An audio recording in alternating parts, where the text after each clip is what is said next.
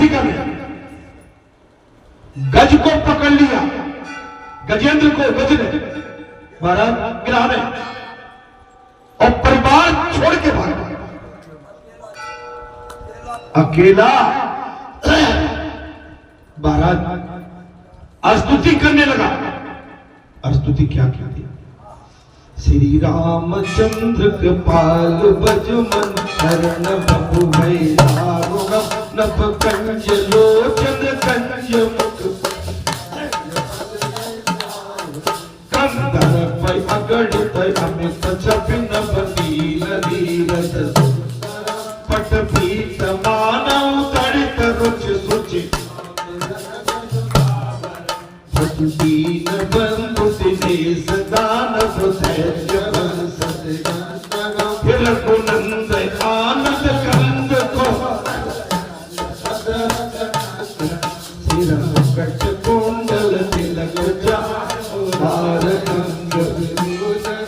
आचान भुज sir चाप धर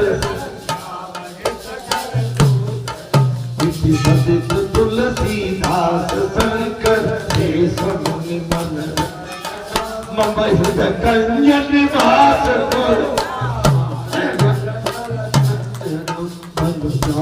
राज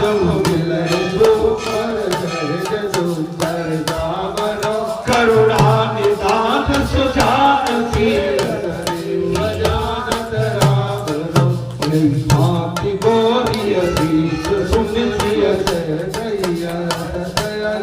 तुलसी भवानी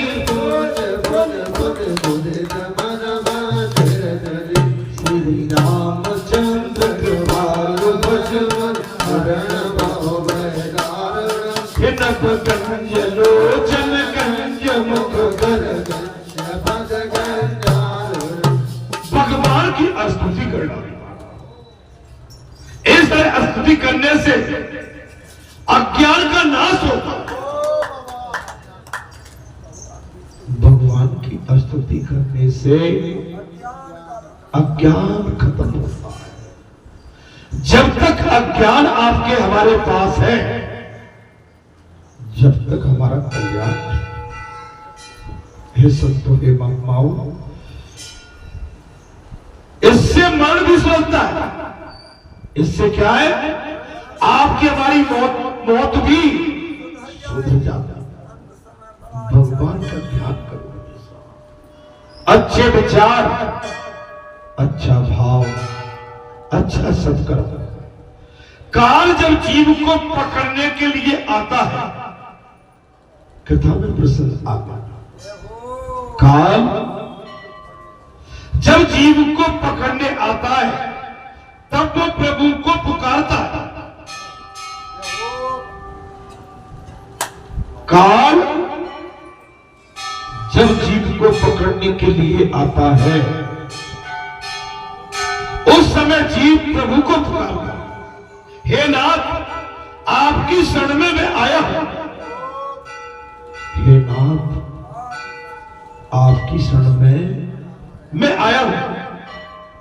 जीव जब चारों ओर से निराधार हो जाता, कोई आसरा नहीं बनता, चारों तरफ निराधार, तब पूर्व जन्म के संस्कार से और सत्कर्मों से वो प्रभु की शरण में जाता। पूर्व जन्म के संस्कार, आपके संस्कार फिट है, सभी के संस्कार पूर्व जन्म के संस्कार। बोले नाथ, मैं आपकी शरण में आया। जीव जब चारों ओर से गिर जाता है, कथा में हम कथा में आए हैं तो कथा सुनना पड़ेगा। कथा में बैठ के भी कथा को नहीं सुना तो जो बहुत बड़ा दोष। क्या है पुजारी जी? दोष, पातक है। आप हम इससे फिर छुटकारा नहीं पा सकते। भगवान वहां पूछेंगे, मैंने तुम्हें कथा में बैठने तक का मौका दे दिया। तुम्हारे सुंदर कान थे, लेकिन तुमने कानों का उपयोग मेरी कथा के लिए नहीं किया। जानते हो क्या होता है? अगले जन्म में भगवान जो देता है उसे छीन। रावण को 10 20 भुजाएं थी, लेकिन रावण क्या कर बैठा? तो दुरुपयोग कर बैठा। अधर्म। क्या मैं कुछ गलत बोल रहा हूं? तो मुस्कुरा क्यों नहीं रहेगा? अनीति, संतों को सताना, संतों से वैमनस्यता करना, विद्रोह करना, अधर्म करना, भगवान ने एक पल में सब चीज किया। योग पात्र छोटे भ्राता विभीषण को लंका का राज अभिषेक मौका मिले अच्छा काम करने का, दोनों हाथों से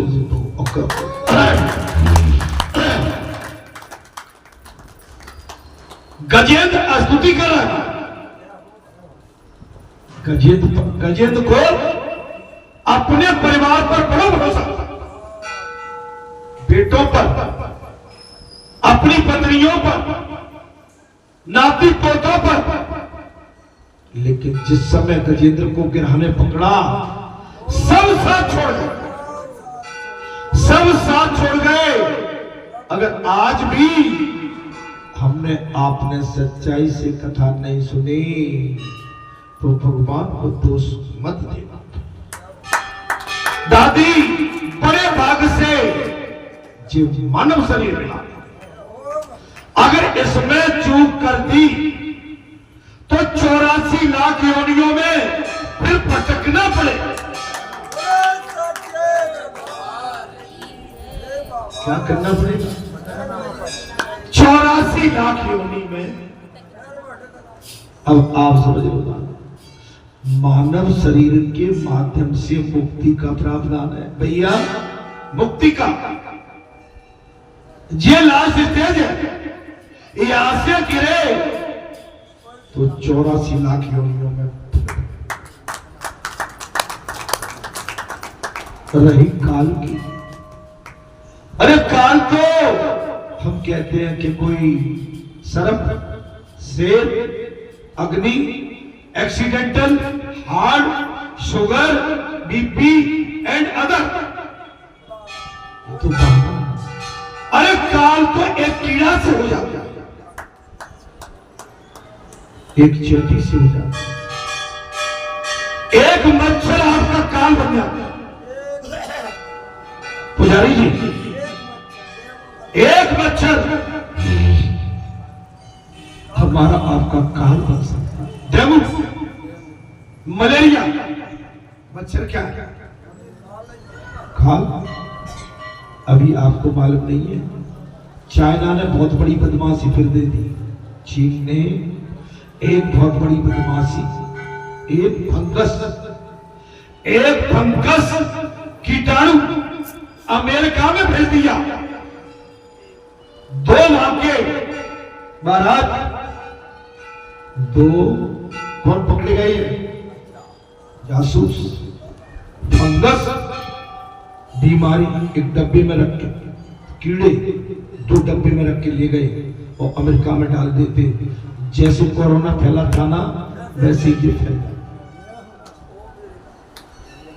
आपके हमारे देश में इस समय 6,500 केस कोरोना के पुणे आ चुके हैं।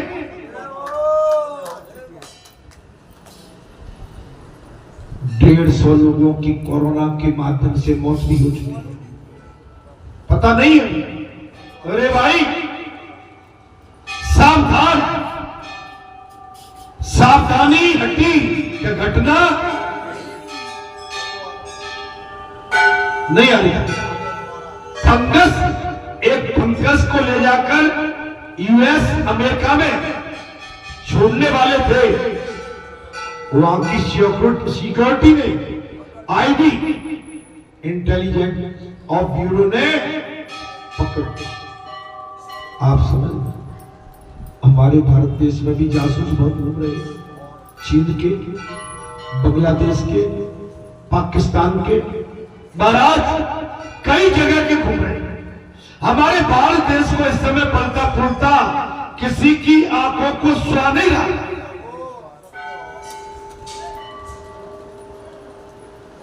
अब आप अंदाज लगा दिए, बालाजी सरकार ने याद दे तो तुम्हारे पर्यटक गांव में पहुंच जाओ। और क्या वैल्यू थी इसकी, और क्या वैल्यू आगे हुई। अरे अपना भाग सराओ कि बालाजी ने तुम्हें अपना लिया।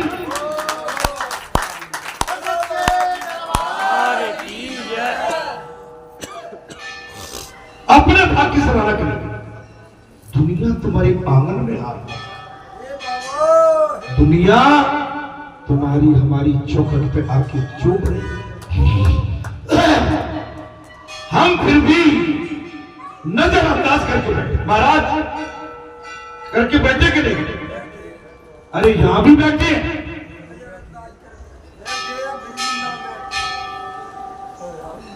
यहां भी चूक हो रही है हमसे। बोलूंगा तो भी फिर गड़बड़ हो जाएगी, नहीं बोलना चाहता। ये सारा ही बहुत है। आज सवेरे भूल हुई है, समझ, ये सच्ची माने ये भूल हम जानबूझ के कर बैठे। जानबूझ के की हुई भूल माफी योग्य नहीं हुई। कैसी महाराज?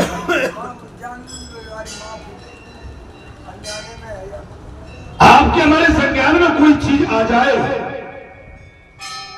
तो उस भूल को भगवान माफ नहीं कर पाते। इसलिए मैं अनुरोध करता हूं, सावधान रहिए।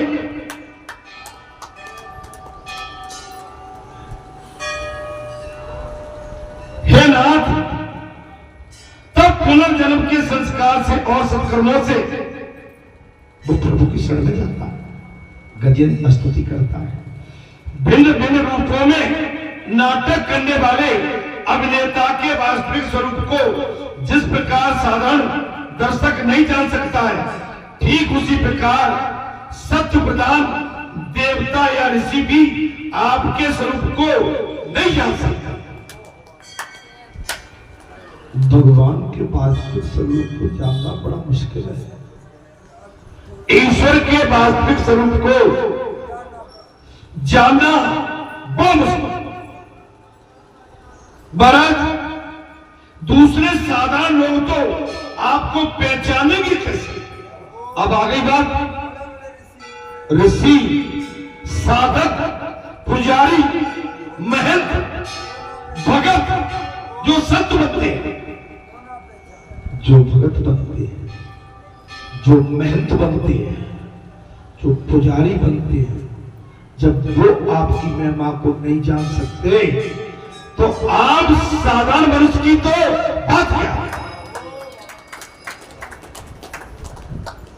इसलिए मैं कहता हूं महाराज, कल महाराज बहुत कह रहे थे भगवान को पकड़ के रखिए। ईश्वर को जिसने छोड़ा, ईश्वर उसको बिल्कुल छोड़ देता है। और एक कहावत है, घर का न भाका, वो शब्द में नहीं कहना सकता। बड़े ठाके दरवाजे का स्वान न घर का,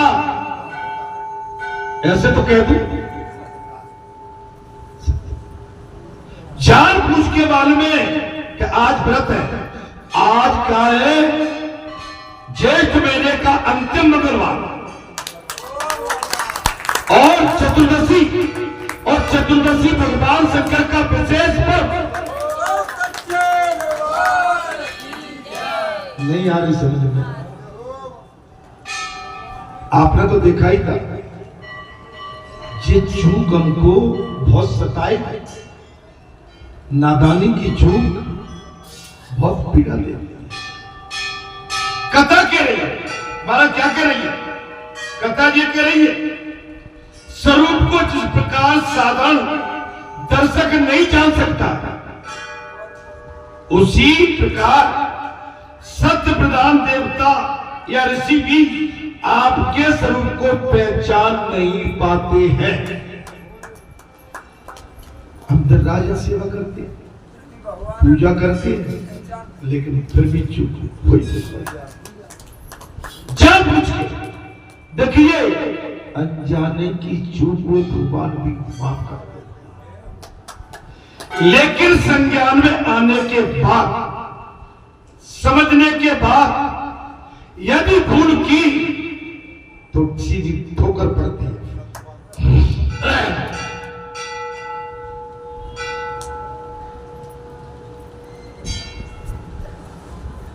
ऐसे दुर्गम चरित्र वाले हे प्रभु मेरी रक्षा करिए।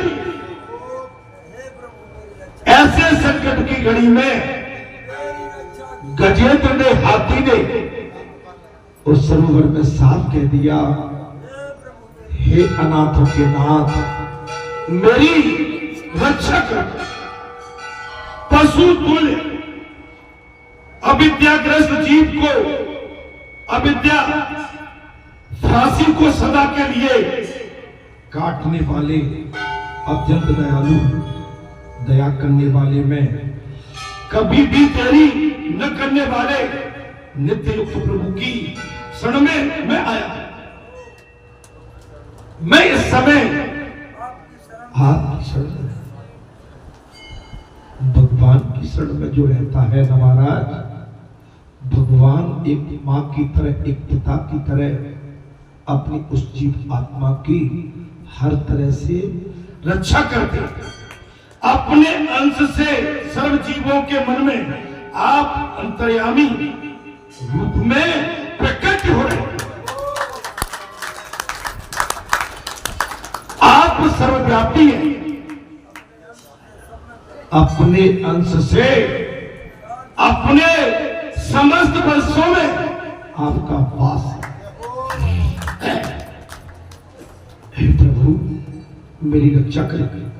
एक गज कह रहा है, एक पशु, और हम तो इंसान हैं, मानव हैं। मानव होने के बाद भी हम भगवान से क्यों नहीं मिल सकते? सबके नियंता और अनंत ऐसी आपकी मैं वंदना करता। हे नारायण, आप सर्वव्यापी हैं, सभी के अंदर आप वास करते हैं। आपसे मैं प्रार्थना करता हूं। मैं तो पशु, अब क्या? गजेंद्र ने कहा, हाथी ने बोले प्रभु मैं तो पशु हूं, काल के पास में फंसा हूं।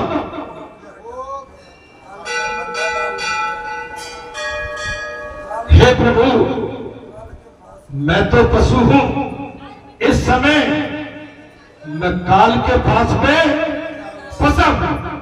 जरा आप विचार तो करो। गजेंद्र ने कहा हाथी ने, हे नारायण आप जरा विचार कीजिए, जीव मात्र पशु है, सारा जीव मात्र ही पसंद है। अच्छा बताओ, मानवता से परिपक्वता में दूर कौन है?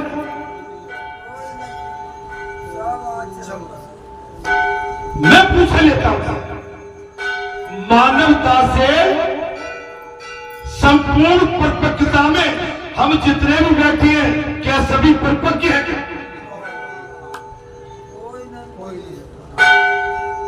हिले हुए, सहमे हुए, भटके हुए?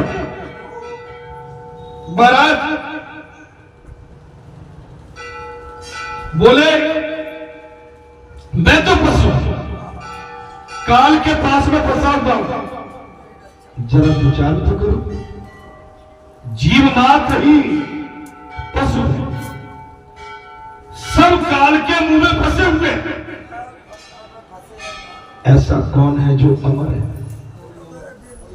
अच्छा फिर चक्कर में पड़े हुए हैं, फोन फोन ले लो, टेलीफोन ले लो, दौड़ ले लो, संसार में फंसना देख लो, पागम माग बची। पता नहीं कौन किसके लिए आया है, कौन क्या चाहता है और कौन किससे मिल रहा है।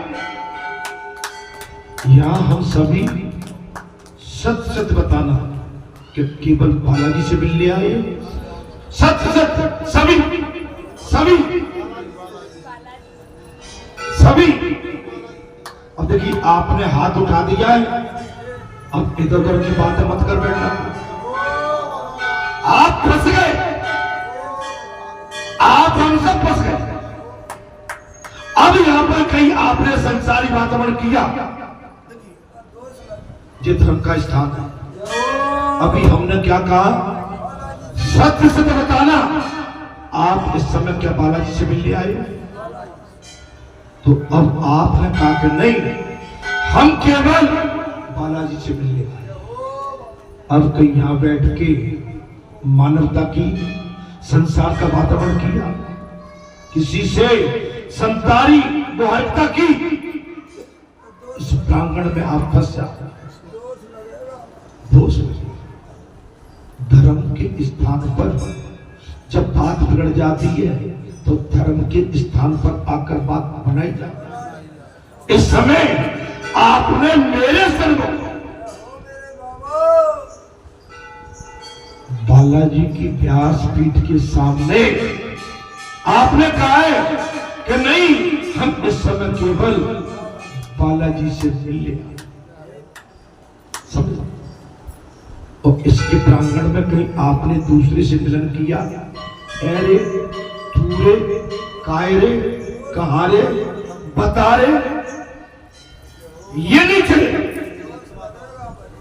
इसका हमें दोष लगे। महाराज, सब काल के मुंह में है। मुझे काल से बचाओ। गजेंद्र ने साफ कह दिया, बोले हे अनाथों के नाथ, इस समय काल मुझे खींच रहा है, मुझे काल से बचाओ। जहां काल का वास न हो, मुझे भले चल।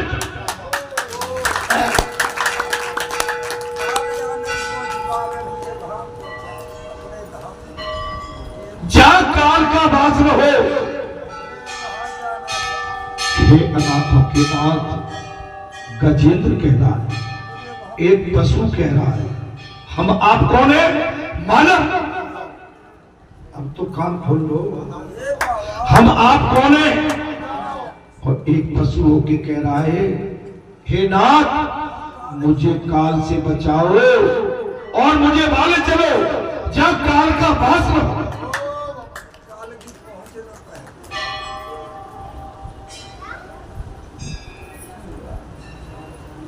वह दुख है जिसके सर पर काल है, जिसके सिर पर काल है, महाराज वो सुखी हो नहीं सकता। जिसके सर पर काल पड़ रहा हो, वो जीवन में कभी सुख नहीं रह सकता। हम सब जिस दिन से माता के गर्भ से बाहर आए हैं, काल हमारे पीछे लग के हमारे सर पर बरराता रहता है। बहुत सुख नहीं। जहां काल न हो, ऐसे अपने निजी धाम में मुझे ले। गजेंद्र पशु होके, एक हाथी पशु होके कह रहा है, प्रभु जहां काल न हो, अपने निजी धाम में मुझे ले जाओ। आप समझिए, एक पशु होके कह रहा है, लेकिन हम तो मानव हैं, मनुष्य बुद्धिमान है। लेकिन जब एक पशु इस तरह का अपना भाव भगवान के चरणों में रखता है, भगवान उस पर दया करता है। जो लोग शरीर, पुत्र, मित्र, घर संपत्ति और स्वजनों में आसक्त हैं, उसको तुम्हारी प्राप्ति हो ही नहीं सकती।